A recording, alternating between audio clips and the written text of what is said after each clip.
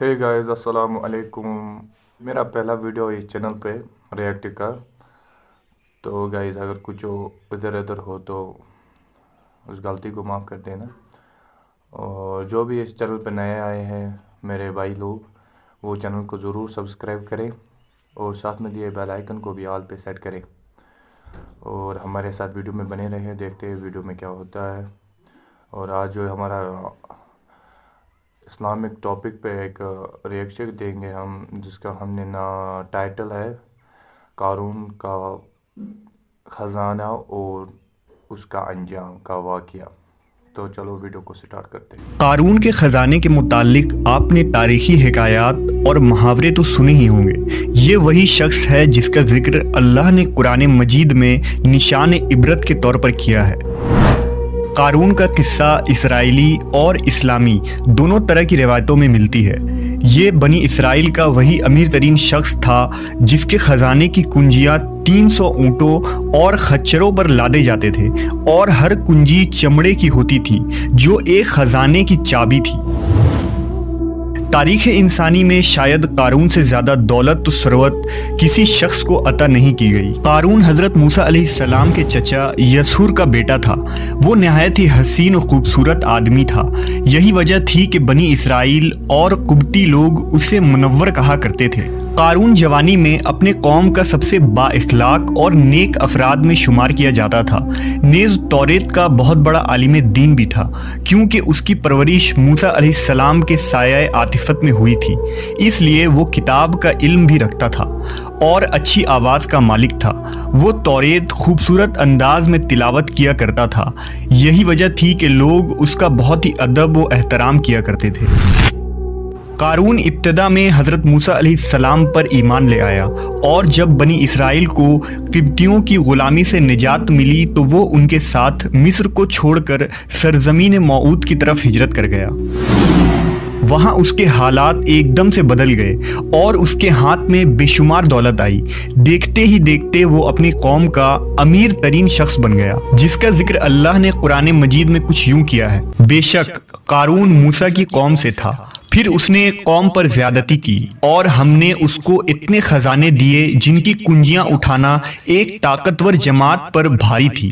ایک جگہ فرمایا, جب اس سے اس کی قوم نے کہا اتراؤ نہیں, بے شک اللہ اترانے والوں کو پسند نہیں کرتا, اور جو مال تجھے اللہ نے دیا ہے اس کے ذریعے آخرت کا گھر طلب کر, اور دنیا سے اپنا حصہ نہ بھول, اور احسان کر جیسا اللہ نے تجھ پر احسان کیا, اور زمین میں فساد نہ کر, بے شک اللہ فسادیوں کو پسند نہیں کرتا. جب زکوٰۃ کا حکم نازل ہوا اور حضرت موسیٰ علیہ السلام نے اس سے عہد لیا تو اس نے یہ وعدہ کیا تھا کہ اپنے مال کا 1000واں حصہ زکوٰۃ نکالے گا. جب اس نے اپنے مال کا حساب لگایا تو ایک بہت بڑی رقم زکوٰۃ کی نکلی, لہٰذا اس کے دل میں حرص اور لالچ پیدا ہو گئی اور وہ زکوٰۃ کا منکر ہو گیا. اس نے ایک گندی چال چلی. اس نے بنی اسرائیل میں سے ایک گروہ کو جو اس کی حمایتی تھے جمع کیا اور کہا, اے بنی اسرائیل, موسیٰ نے ہمیں بہت سارے امور کا حکم دیا جس پر تم لوگوں نے اس کی پیروی کی. اب وہ تم سے تمہارا مال بھی لینا چاہتا ہے. فلاں فاحشہ عورت کو لے کر آؤ تاکہ اسے کچھ پیسے دے کر موسیٰ کو بدکار ثابت کیا جا سکے.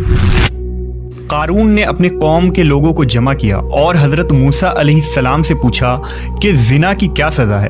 حضرت موسیٰ علیہ السلام نے کہا, جو بھی زنا کرے حالانکہ اس کی بیوی بھی ہو تو اسے سنسار کیا جائے یہاں تک کہ وہ مر جائے. قارون نے حضرت موسیٰ سے کہا, حتیٰ کہ اگر یہ کام آپ نے ہی انجام دیا ہو تو بھی. موسیٰ علیہ السلام نے کہا, ہاں, حتیٰ کہ اگر اس کام کو میں بھی انجام دوں تو یہی حکم ہے. قارون نے کہا, بنی اسرائیل یہ گمان کرتے ہیں کہ آپ نے فلاں فاحشہ عورت سے زنا کیا ہے. حضرت موسیٰ علیہ السلام نے فرمایا کہ اس عورت کو میرے سامنے لاؤ. لہٰذا وہ عورت بلائی گئی تو آپ نے فرمایا, اے عورت, اس اللہ کی قسم جس نے بنی اسرائیل کے لیے دریا کو پھاڑ دیا اور عافیت و سلامتی کے لیے دریا کے پار کرا کر فرعون سے نجات دی, سچ کہہ دے کہ واقعہ کیا ہے. हज़रत मूसा के जलाल से औरत सहम कर कांपने लगी और उसने मजमा आम में साफ साफ कह दिया कि ए अल्लाह के नबी, मुझको कारून ने कसीर दौलत देकर आप पर बोहतान लगाने के लिए आमादा किया है। उस वक्त हज़रत मूसा अलैहिस्सलाम आपदीदा होकर सजदा शुक्र में गिर पड़े और बहालत सिजदा आपने ये दुआ मांगी कि या अल्लाह, कारून पर अपना कहर व गज़ब नाजिल फरमा दे। लिहाजा वो तमाम लोग जो कारून के साथ थे वो उससे जुदा हो गए। मूसा अलैहिस्सलाम ने अल्लाह के इज़्न से ज़मीन को हुक्म दिया तो ज़मीन फट पड़ी और कारून और उसके पैरोकार उसमें धंसने लगे और देखते ही देखते कारून, उसका मकान और ख़जाना सब उस ज़मीन में धंस गया। जब ये ज़मीन में नाबूद हो गए तो ज़मीन का शिगाफ दोबारा बंद हो गया। कारून के उस दौलत के मुतालिक बहुत सारे तारीखी हिकायात नकल की गई हैं और ता क़यामत कारून और उसका ख़जाना तमाम इंसानियत के लिए निशान इबरत बनी रहेगी।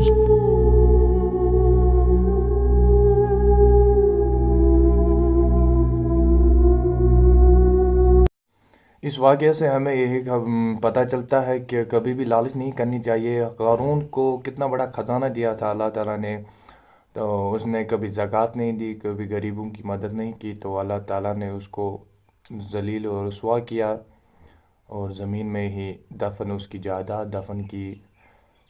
तो गाइज़, कैसा लगा ये आपको ये रिएक्शन वीडियो? उम्मीद करता हूँ कि आप सबको ये बहुत पसंद आया होगा और कमेंट में ज़रूर बताइए। तब तक के लिए बाय, अस्सलाम वालेकुम।